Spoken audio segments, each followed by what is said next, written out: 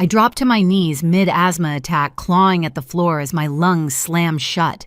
My younger sister held my rescue inhaler inches from my face, smiling like she was watching a show. "Gasp, loser," she whispered. Behind her, my parents watched and didn't move. That was the moment I learned you can suffocate in front of your own family, and they'll call it being dramatic. 19 years passed before I saw that moment again, this time playing on a courtroom screen. And just before the video ended, something happened that none of us were prepared for. My name is Abigail Carter, and for most of my life, I believed silence was the only way to survive my family. I grew up in a house in Seattle that always looked perfect from the outside: freshly trimmed hedges, polished windows, a front porch my mother decorated every season. But inside, the air felt thinner, tighter, like you had to earn every breath you took.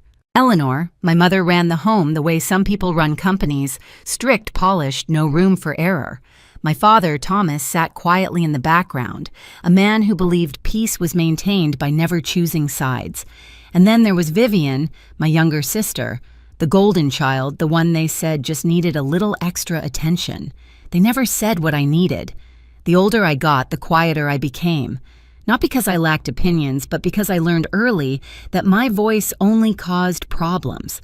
At the dinner table, Vivian would talk about school projects or weekend plans, and my parents' faces would light up. Whenever I tried to speak, the energy in the room shifted. My mother stiffened. My father glanced at the clock, and conversation moved on, like I was never there. By 16, I'd mastered the art of disappearing. The only person who ever truly saw me was my grandmother, Margaret. She smelled like lavender and old books, and she had this way of listening that made you forget the world outside her living room. With her, I wasn't dramatic or difficult or invisible. I was simply Abigail. Some weekends, I'd escape to her place, helping her water plants or bake whatever recipe she was determined to perfect that month. She'd rest her hand on mine and say, "You're stronger than they know." Those words carried me through more birthdays than I care to admit, birthdays my own family often forgot. I remember turning 16 and waiting for someone to mention it at dinner. No one did. Vivian had a cheer competition that weekend, and the entire house was covered in posters and glitter. I sat through it quietly, telling myself it didn't matter that Grandma would remember, and she did. She always did. When I got into college, I left a thick envelope on the kitchen counter so my parents would find it. The next morning, it was gone. My mother never brought it up. My father said nothing. I called the admissions office myself to confirm I'd been accepted. Back then, I told myself these were minor things. Families weren't perfect. People got busy. But there's a danger in normalizing harm. Eventually, you stop noticing you're being erased. And 19 years later, when the past finally clawed its way back to me, I realized someone else had been paying attention all along. It started on an ordinary Tuesday evening, the kind of night where the world feels peaceful enough that you almost believe the past can't touch you. I came home from a long day at the office, kicked off my heels, made tea, and opened the stack of mail on my counter: bills, a flyer, a charity envelope, and then one that froze me mid-sip. A subpoena. It ordered me to appear in a Seattle courtroom for a defamation case, Vivian Carter Monroe, for Rebecca Torres.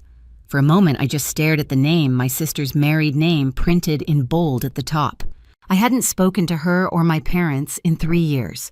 Portland had become my clean slate, a place where no one called me dramatic or difficult or too much. But now the law was pulling me back into the orbit I'd spent half a lifetime escaping. I set the subpoena down, telling myself to breathe. I didn't know a Rebecca Torres. I didn't know what Vivian had gotten herself into.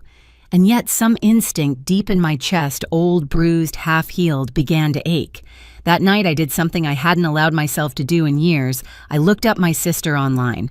Rebecca's blog appeared within seconds. The headline mentioned workplace bullying, exclusion from meetings, credit stolen, rumors spread. Typical corporate cruelty until I reached the last paragraph. It said Vivian has a pattern that goes back decades. Ask her sister about the asthma incident. Ask why their family spent years making sure no one believed her. My breath hitched. I reread the words 3 times, my hands trembling by the second. No stranger should have known about that day, my knees on the carpet, my lungs collapsing, the inhaler held out of reach, the smirk. And certainly no one should have known about the years afterward when my family insisted I was dramatic, forgetful, emotional, when they turned every memory into something I imagined. But someone did. Someone had seen the pattern. Suddenly, little fragments I'd buried began surfacing like debris after a storm. Grandma calling me one night, confused, saying she hadn't heard from me in months when I'd left 3 voicemails that week. My college acceptance letter vanishing. Birthday cards returned unopened. The way relatives stopped asking about me altogether. A pattern. A coordinated erasure. I stepped away from my desk, pressing a hand against my ribs. For 19 years, I had blamed myself. Maybe I was too sensitive. Maybe I remembered things wrong. Maybe it was normal for families to forget, ignore, overlook. But this line in Rebecca's blog felt like someone striking a match in a dark room. I picked up my phone to call a lawyer to find a way out of testifying. And then I stopped. My family had spent nearly 2 decades making sure I had no voice. What would happen if for once I used it? I closed the legal pad on my desk and instead opened my laptop to search for a name I hadn't typed in years, a girl who once told me I saved her life, and who now might just help me reclaim mine. Her name was Nora Lawson. In high school, she'd been the quiet girl who carried a secondhand laptop everywhere and avoided eye contact with the crowd that orbited my sister. Back then, she'd been shoved out of friend groups, mocked for her clothes, ignored when she spoke. I wasn't popular enough to protect her, but I sat with her at lunch when no one else would. Years later, she'd become a digital forensics specialist in Portland, someone who spent her days recovering deleted records, piecing together digital trails people thought they'd buried.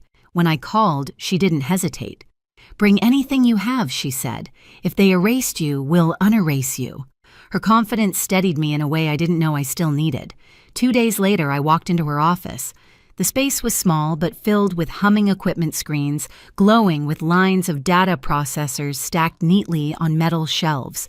A place where truth didn't disappear just because someone wanted it gone.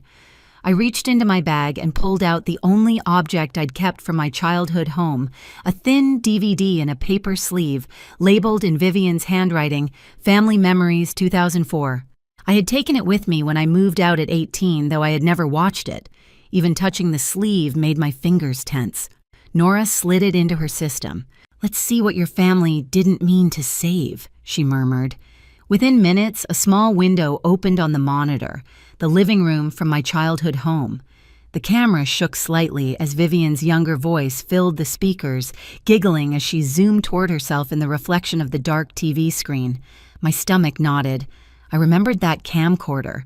She used to record everything, breakfasts, chores, arguments she wasn't supposed to hear. And then the footage shifted. The camera pointed at the carpet, my hand clawing at it, my body collapsing into frame, my voice rasping. I felt my throat tighten just watching. Vivian's voice, sharp, gleeful, cut through the speakers. "Look at her, she's so pathetic." The inhaler dangled in the corner of the frame. She stepped closer, blocking my desperate reach. Behind us, my parents on the couch, motionless. I swallowed hard, my palms pressed to my knees as if trying to ground myself. "That's enough," I whispered. But Nora's expression changed, not at the video, but at something else. "Abigail," she said quietly, "there's more." The disc wasn't just video. It held email archives automatically copied years ago when Vivian burned the DVD on the old family computer. Dozens, no hundreds of messages between my mother and my sister. Nora opened one. 2 days after the asthma attack, Eleanor.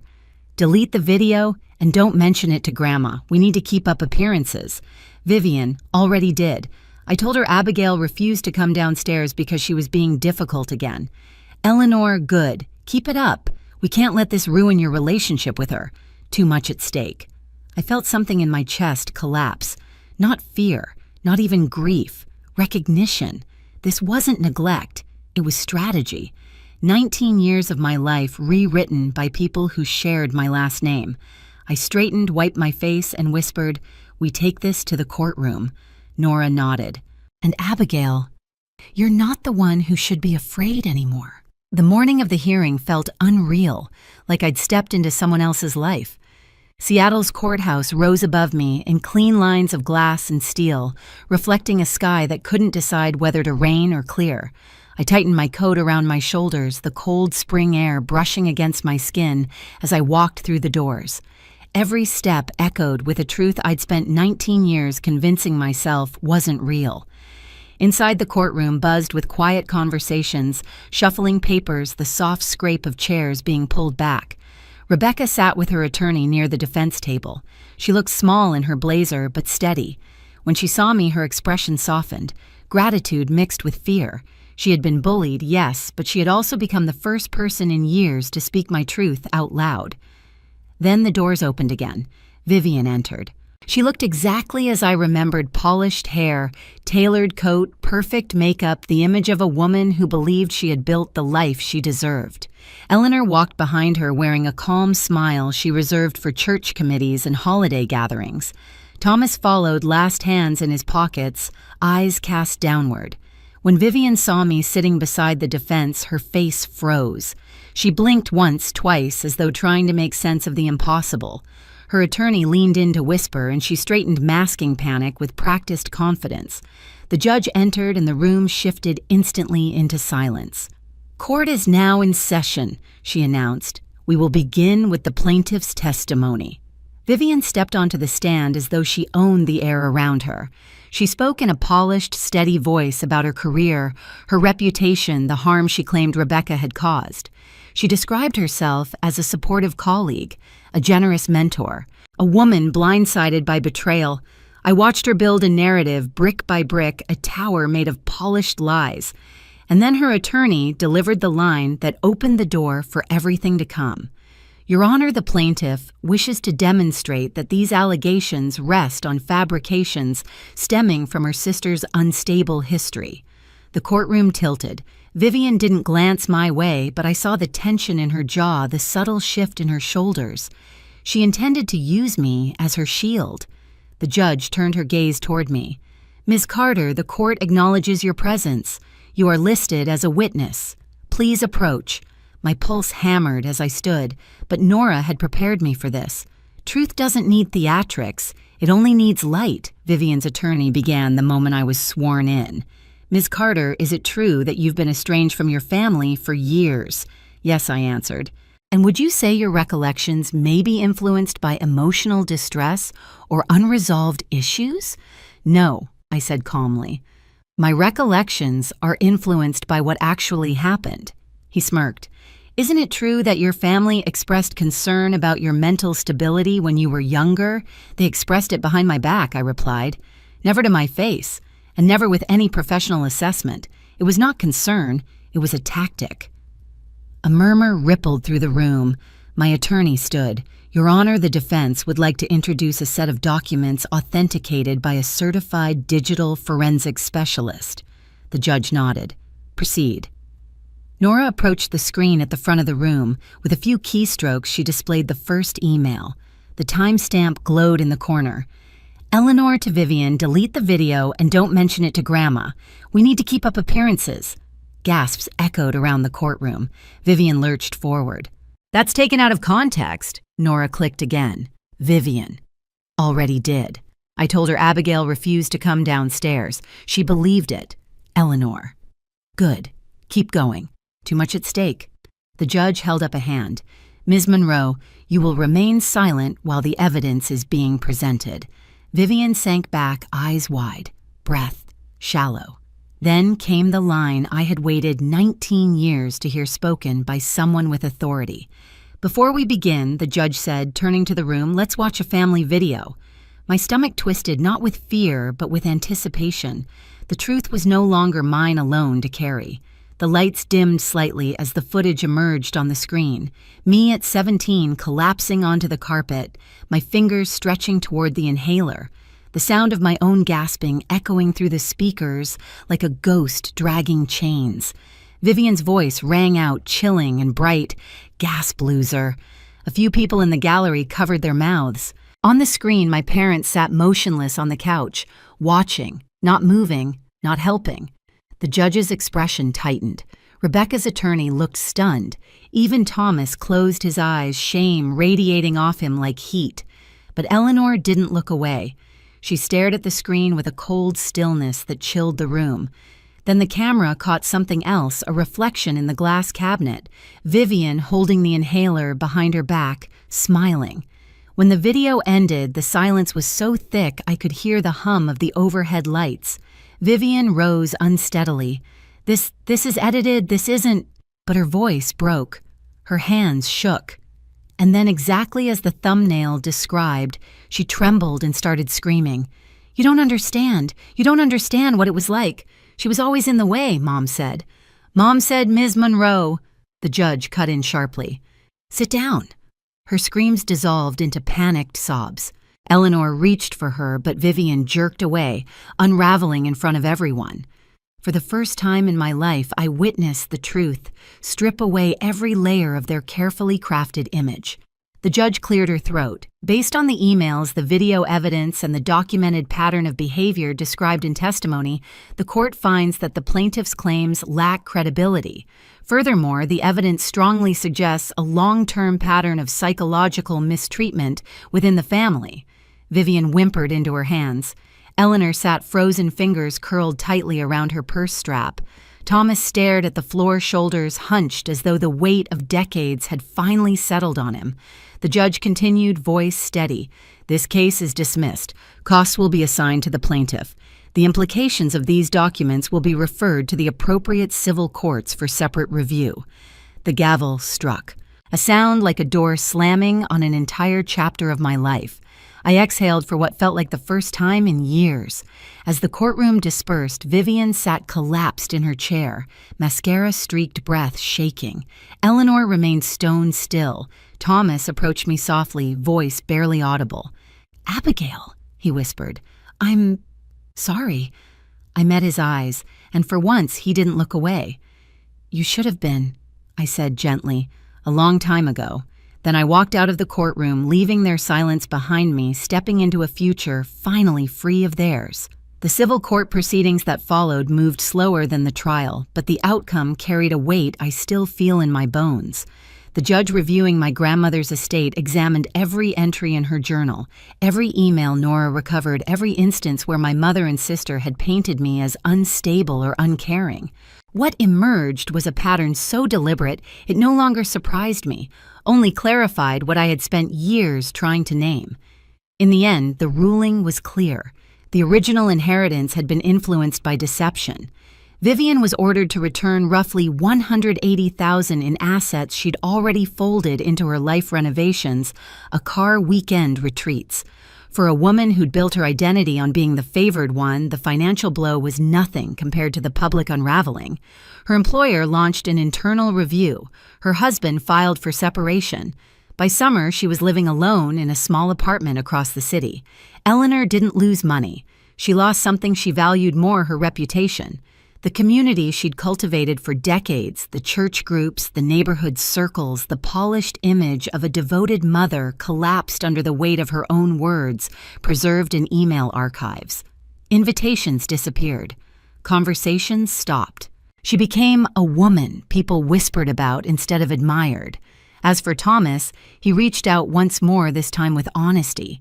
He didn't ask for forgiveness. He asked for understanding, and I gave him the only thing I could space to start over, but not walk back in. And me, I finally exhaled. I created the Margaret Carter Fund, a small foundation helping survivors of family psychological abuse rebuild their lives. It felt like giving back what my grandmother had given me, proof I was never invisible. In the months that followed, I learned something simple but life-changing. Family isn't defined by blood, but by the people who see you, believe you, and refuse to let you disappear. My past didn't vanish, but it no longer owned me. I finally breathed freely, not because my lungs were stronger, but because the truth was. If my story resonates with you, share your experience in the comments and hit subscribe. You never know who might need your voice today.